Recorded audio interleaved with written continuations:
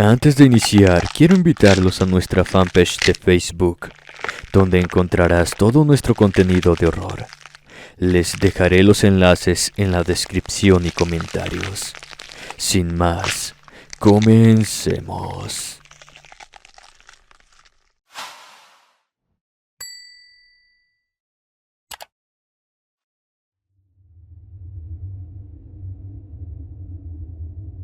Mi historia se remonta en el año de 1985. En ese tiempo tenía ya 8 años de haber ingresado a las fuerzas militares de mi país, México. Mi nombre es Benjamín Bustos. Nací en el DF, lo que hoy es Ciudad de México. Vengo de una familia de militares, desde mi bisabuelo, abuelos y padre. Mi familia estaba integrada por 3 varones y 2 mujeres. De ellos, solo quedamos mi hermana Ramona y yo. Mis 2 hermanos, que también fueron militares, por desgracia ellos fueron abatidos en el cumplimiento de su deber. Mi hermano Ambrosio falleció en el estado de Zacatecas. Juan José en un accidente, para ser más específico, en la sierra en el estado de Durango. Ellos también del DF. Mi hermana Carmen era enfermera y se encontraba en una instalación militar cuando falleció. La muerte de ella fue de lo más extraño, pero según mi madre, antes de fallecer cada uno de sus hijos, le contaron una serie de experiencias extrañas, las cuales ella dice que ya se les estaba avisando que iban a morir. Y eso es lo que hoy quiero contarles, aparte mi experiencia como la de mis compañeros. Mi padre fue una persona que, al ser militar, el trato hacia nosotros como sus hijos no cambió en nada. Verán, yo puedo hasta jurarles que él no nos trataba como sus hijos, sino como a uno más de sus soldados a cargo. Él fue un hombre muy duro respecto a mostrar sus sentimientos. Ni siquiera en los funerales de mis hermanos lo vi llorar. No derramó una sola lágrima. Yo no entendía por qué era así. Yo fui soldado por más de 8 años y, a pesar de todo lo que viví, miré y sentí eso. Me hizo hasta cierto punto más humano y entender el sufrimiento de las personas a la hora en que perdían a un ser querido. La primera en fallecer fue Carmen. Como te comenté en un inicio, su muerte trajo más dudas que consuelo en la familia. Esto sucedió en el año de 1975. Todo inició hace varios años atrás, cuando mi hermana Carmen se encontraba estudiando para ser enfermera en el año de 1968. Ella se encontraba entre los estudiantes que se manifestaron ese día, pero mi padre un día antes le encontró varios volantes en el que se hacía la invitación al mitin y la castigó. Esto porque para él era solo andar revolviendo las cosas y que el movimiento estudiantil estaba pronto por caer. A finales del mes de septiembre de ese año, mis padres la mantuvieron encerrada en su habitación y solo mi madre le llevaba sus alimentos. A veces pienso que ese encierro le salvó la vida, porque en su grupo de amigas todas fallecieron esa tarde. Creo que mi hermana jamás perdonó a nuestro padre, porque en la primera oportunidad que tuvo después de graduarse de enfermera, ingresó a hacer sus servicios en la enfermería militar. Mi hermana había ido a visitar a nuestra madre, pues desde hacía ya algún tiempo se venía sintiendo mal. Ella nunca nos dijo qué tan grave era su problema de salud. Con los años, se fue agravando por la pena de haber sepultado a 3 de sus hijos en menos de 4 años. Carmen le platicó que desde hacía ya un tiempo tenía pesadillas muy recurrentes. Siempre eran las mismas. En sus sueños miraba a sus amigas tratando de huir y esconderse ante los disparos que venían de todos lados, tratando de ayudarse unas a las otras hasta verlas caer. Leticia, que fue su mejor amiga, le extendió su mano y le pedía que se fuera con ellas. En los otros sueños, pero de igual manera, siempre le extendía su mano y le hacía diferentes demandas. Algunas de ellas fueron como que la sacara de ahí porque tenía frío, en otras que no las olvidara. Pero a medida que se le iban manifestando en sus sueños, su aspecto era diferente, así como el de sus otras amigas. Leticia cada vez se miraba más descarnada y su voz de ultratumba la hacía estremecer y sudar frío. Una madrugada, estando en la guardia, el pasillo del hospital se encontraba solo y ella terminaba de llenar unos formularios para entregarlos muy temprano a la jefa de enfermeras. Al final del pasillo miró cómo una mujer pasaba de una habitación a otra, y eso la desconcertó, pues se suponía que en ese lado no había pacientes. Ella se cuestionó sobre lo que había visto y mejor fue a cerciorarse. Con algo de desconfianza revisó cada habitación, pero todas se encontraban vacías. A partir de esa madrugada comenzó a sentir miedo porque intuía que aquello que ella miró pasar era su amiga Leticia. Mi madre le dijo que se encomendara a la Virgencita de Guadalupe y, de ser posible, fuera a visitarla a la catedral para que le pidiera de su ayuda y protección, que ofreciera misas por el eterno descanso de sus amigas. Carmen ni siquiera llegó a pisar la catedral ni tampoco ofreció la misa para sus amigas, pues una madrugada la encontraron muerta en la última habitación del hospital. A nadie le permitieron verla, y cuando la llevaron a la funeraria, solo mis padres la vieron porque decidieron cerrar el ataúd. Esto porque, por más intentos que se hizo para acomodar a Carmen en el ataúd, fue imposible. Sus ojos no se le pudieron cerrar, así como su boca abierta. Sus manos las tenía en posición de defensa. La muerte de Carmen nunca se esclareció. Los médicos dijeron que había sido su corazón, pero mi madre asegura que el miedo a ver algo o a alguien hizo que el corazón de Carmen se detuviera. El segundo en morir fue mi hermano Juan José. Carmen apenas tenía el año de haber fallecido cuando se estaban trasladando hacia el estado de Sinaloa, pero para ese tiempo tenían la orden que pasarían primero por el estado de Durango.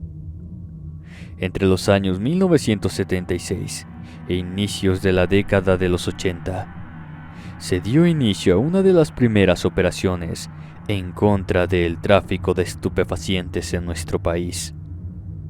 El objetivo más importante era erradicar los cultivos de plantíos de hierba mala y amapola en el estado de Sinaloa.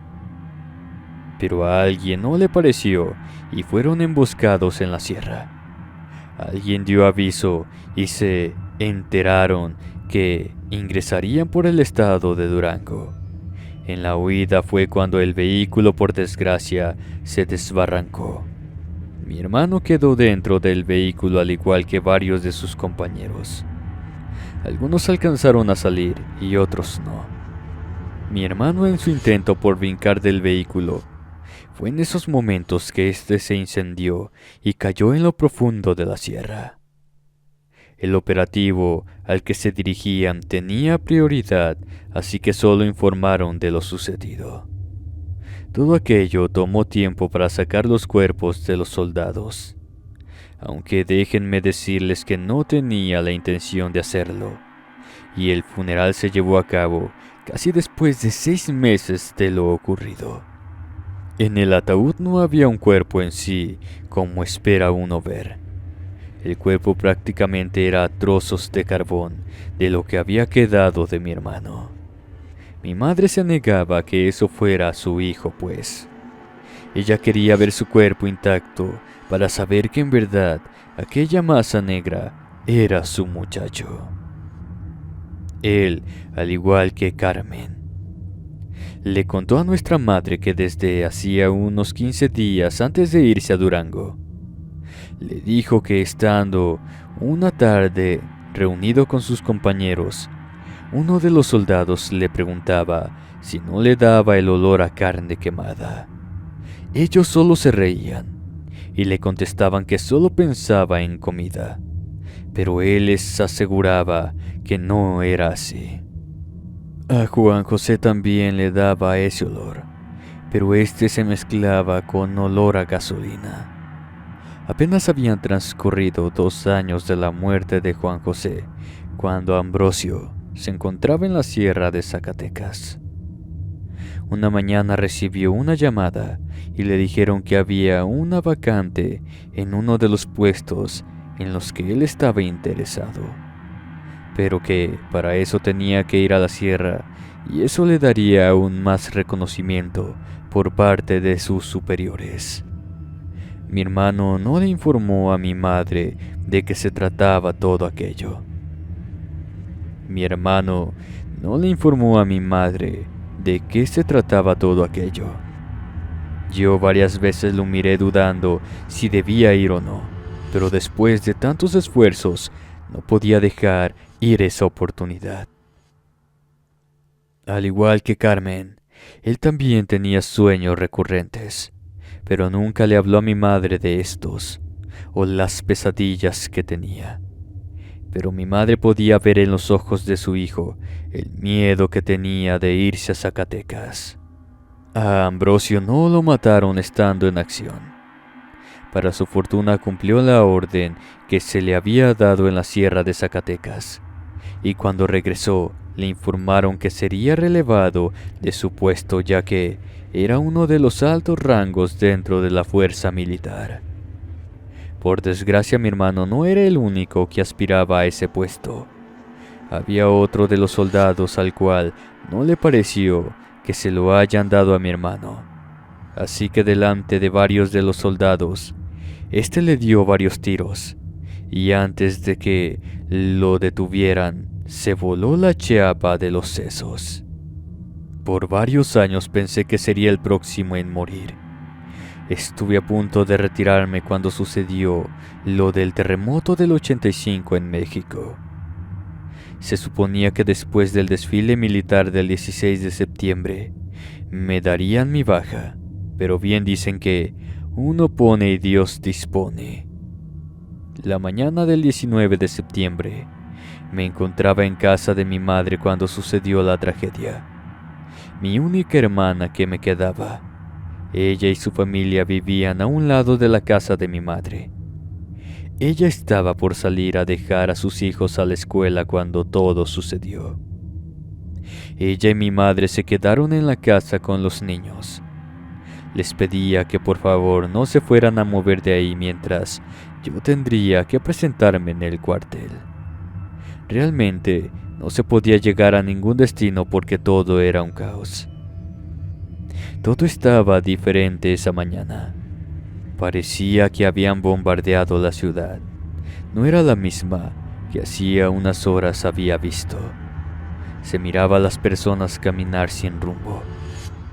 Repentinamente comencé a tener mucha ansiedad. El miedo se apoderó de mí cuando recordé a mis hermanos fallecidos. Por desgracia nosotros vivimos en una de las colonias más afectadas.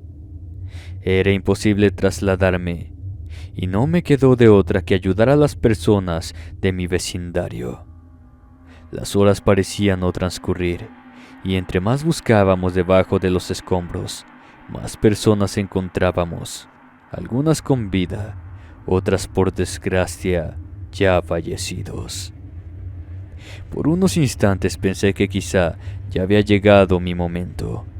Me preguntaba si eso era lo que ellos habían sentido cuando la muerte estaba por hacerse presente. Pero también pensé que mi miedo podría temerle a la muerte si estaba rodeado de ella. Cuando nos dijeron que el edificio Nuevo León de departamentos había sucumbido, yo y varios de los vecinos nos dirigimos al lugar del siniestro. Al ver el edificio, sentía una opresión en mi pecho. Sentía esa sensación extraña de que, si no moría aplastado, moriría asfixiado. En el camino me encontré a varios compañeros de los cuarteles. Nos pusimos rápidamente a ayudar con los civiles que se encontraban tratando de ayudar a los que estaban bajo los escombros. Al poco rato me di cuenta de que nuestros uniformes se encontraban todos llenos de polvo y que, a no ser por nuestros cascos, no nos identificaríamos como soldados. Algo que se me quedó muy grabado en esos momentos fue cuando mi compañero de apellido Prado me hizo un comentario que en verdad me dejó helado por el miedo. Volteó hacia un lado y mirábamos a las personas pasar sin siquiera inmutarse de lo que sucedía a su alrededor y con voz ronca me dijo: ¿cuántas de esas almas que van pasando y ni siquiera se han dado cuenta de la tragedia? Después caí en cuenta que no sabía si lo que miraba en realidad eran personas o eran las almas de los que bajo los escombros se encontraban, como me había comentado el compañero. A los 2 días me asignaron estar en el estadio de béisbol del Seguro Social. El estadio pasó a ser un anfiteatro improvisado. Miles de personas hacían filas todos los días para saber si sus familiares se encontraban entre los cuerpos sin vida. La fila de gente estaba por toda la avenida Cuauhtémoc y Viaducto. Muchos aseguraban que llegaba hasta Xochimilco. Esto en la colonia Narvarte. A mí me tocó hacer guardia una noche. Creo que fue la peor de mi vida, ver a todos acomodados en hilera, y los tapábamos con sábanas. Se me hace un nudo en la garganta al tratar de describir todo aquello. Eso solo duró alrededor de una semana, pues los cuerpos se descomponían rápidamente y el olor a muerte comenzó a impregnar el lugar. Muchos se iban con sus familiares para ser sepultados, pero por desgracia otros tantos no. Como te contaba, esa noche fue un suplicio para mí y para los que estábamos en el estadio. Yo puedo jurar que se escuchaban todo tipo de lamentos, sollozos y llantos. El lugar se impregnó rápidamente de almas en pena. Era imposible no ignorar todo lo que sucedía a mi alrededor. Salvador, uno de los médicos, nos contó que, cuando les aplicaban el formol, a él le parecía ver que de sus ojos brotaban lágrimas, más cuando de niños se trataba. Ver tanta destrucción, tanta muerte, porque a donde volteaba era lo mismo. Nada puedo comparar con lo que miré los 2 años que aún seguí al servicio militar como lo sucedido ese año. Al año siguiente, varios de mis compañeros comenzaron a contar sus experiencias con situaciones sobrenaturales que tuvieron al momento en que se encontraban tratando de ayudar a los heridos. Aquellos que estuvieron en otros lugares de los cuales los mexicanos sabemos que era lo que el gobierno de ese entonces les ordenó cuidar. Nos observaban de manera despectiva. A mí, en lo personal, me trajo satisfacción y algunos castigos, pero eso no me importó. Mientras algunos contaban lo sucedido, El sargento Juárez nos dijo que, mientras él hacía labor de rescate, uno de sus primos de nombre Alberto, quien era militar al igual que él, llegó y mientras ayudaban, ellos conversaban de cuando eran unos niños. Juárez le dijo que era un milagro que él no se encontrara en esos momentos dentro del edificio al momento del sismo. Cuando pidieron que guardaran silencio, Juárez por unos segundos cerró sus ojos y cuando los abrió para seguir con su labor, su primo ya no se encontraba ahí. Por desgracia, el primo de Juárez nunca salió del edificio durante el sismo y lo encontraron muerto un mes después. Por muchos años tuve muchas pesadillas por lo que había visto durante el tiempo en que duró mis últimos días como militar después del sismo. Mis pesadillas no fueron recurrentes como las de mis hermanos. Las mías fueron diferentes cada noche, pero aún así la experiencia fue traumática. Después de la muerte de nuestros padres, mi hermana y yo nos vinimos a vivir a provincia, al estado donde es originario su marido. Aquí me casé y formé mi propia familia. Ya han pasado muchos años y sé que moriré de viejo y no como mis hermanos. La verdad, cada día de mi vida sin ellos fue como tener una herida de la cual nunca cicatrizó y de ella supuraban los recuerdos, las tristezas, pero sé que tarde o temprano estaré con ellos.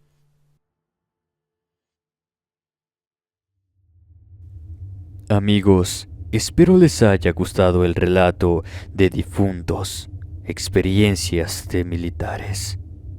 Si es así, no olvides dejar tu comentario, tu like y compartir con algún amigo o alguna amiga. Me ayudarías bastante a seguir creciendo. Muchas gracias. Te deseo dulces pesadillas.